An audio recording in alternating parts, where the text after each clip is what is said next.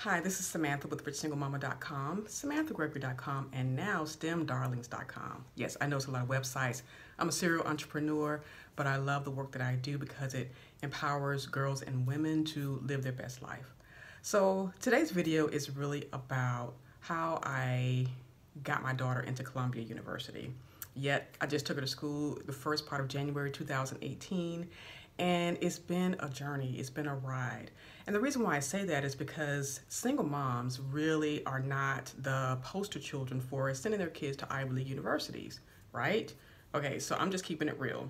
Now that doesn't mean it's because we don't have the money or great jobs or the genius to do it. We really do. Is buried deep within, but sometimes life gets in the way.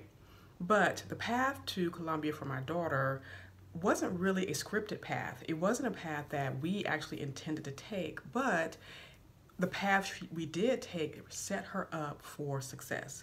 Now, what does that mean? It means that along the way, in her development and growth, I made a few decisions. Even before she was born, I made some decisions. And that's really powerful, especially as a parent, especially when you're entering a situation that you are not really sure how it's going to turn out. So I had to figure things out and I had to make some decisions.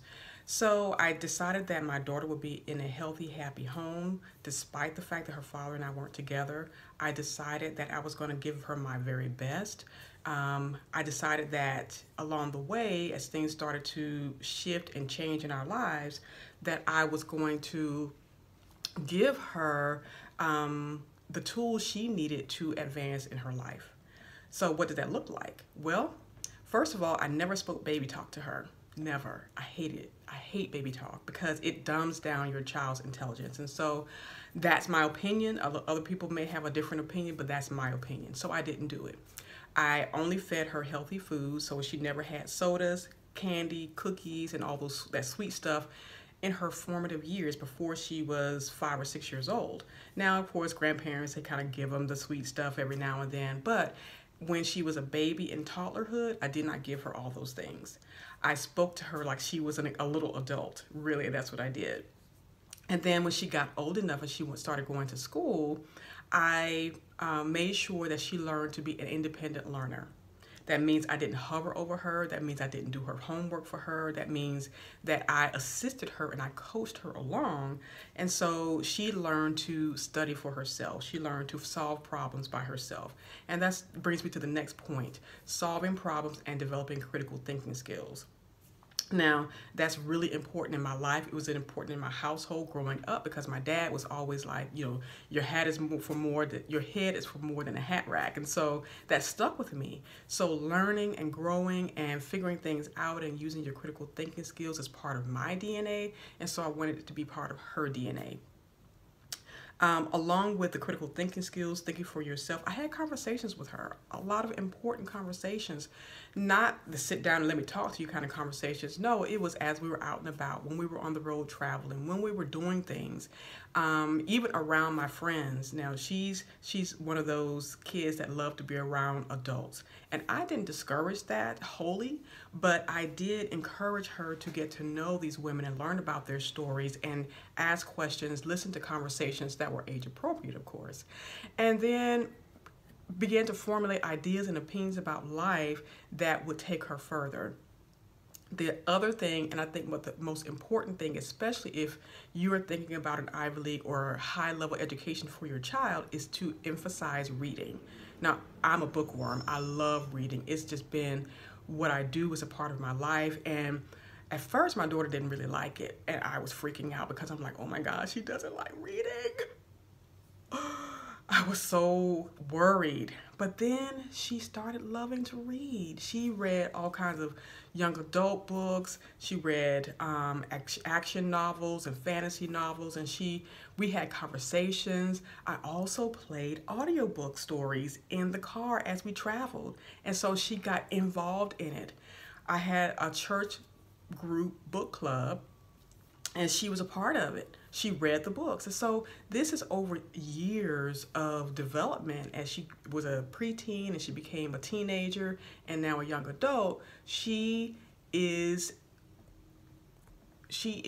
an avid reader. And so that's really important. When I worked, when she was younger, I worked at NASA.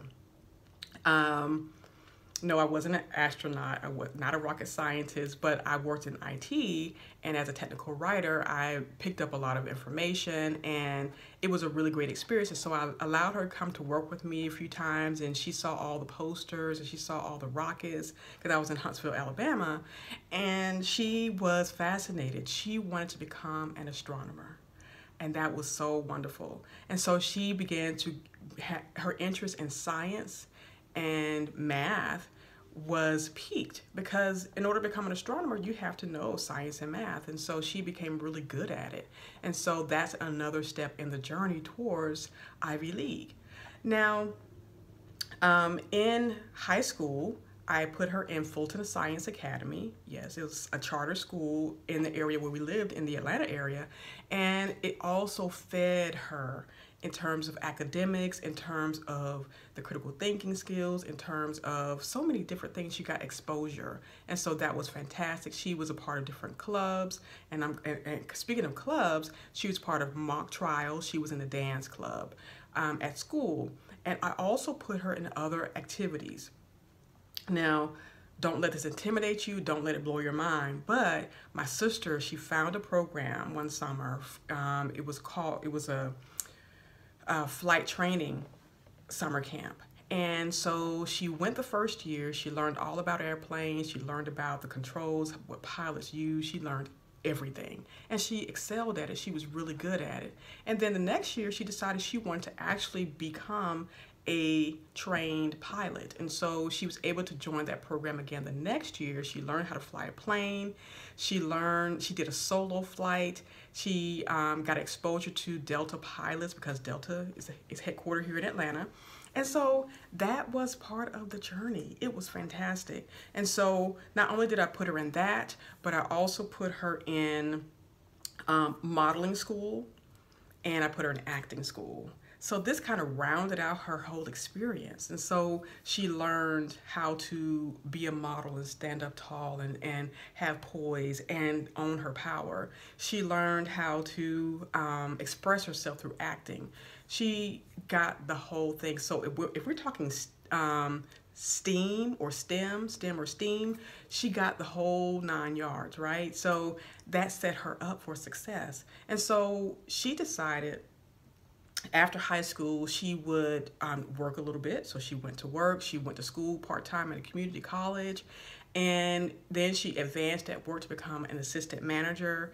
And it was fantastic, but I could see she was getting burned out. I could see she was not living her dream, her owning her power. She was,